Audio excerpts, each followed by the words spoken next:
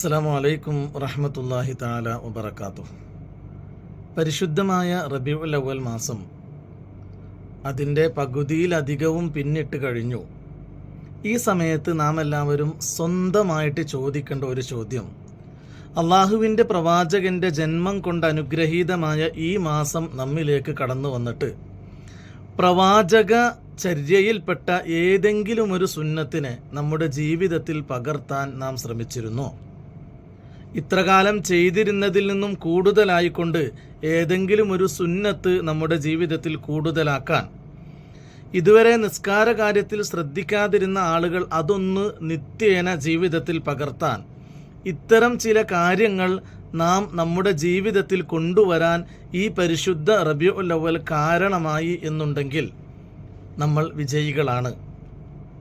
അപ്പോഴാണ് സത്യത്തിൽ നാം അള്ളാഹുവിൻ്റെ ഹബീബിനോടുള്ള യഥാർത്ഥ സ്നേഹം പ്രകടിപ്പിച്ചു എന്ന് പറയാൻ പറ്റുന്നത്.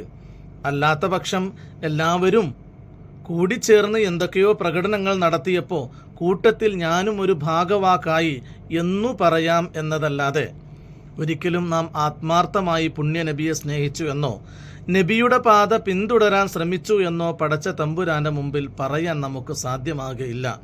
അതുകൊണ്ട് ഇനിയും കുറച്ച് ദിവസങ്ങൾ ബാക്കിയുണ്ട്.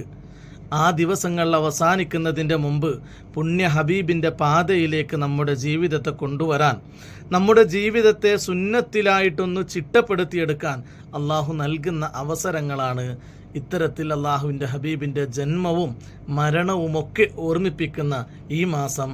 എല്ലാവരും പ്രത്യേകമായി ശ്രദ്ധ ചെലുത്തണമെന്ന് സ്നേഹത്തോടെ ഉണർത്തട്ടെ. വആഖിറു ദഅ്വാനാ അനിൽ ഹംദുലില്ലാഹി. അസ്സലാമു അലൈക്കും വറഹ്മത്തുള്ളാഹി.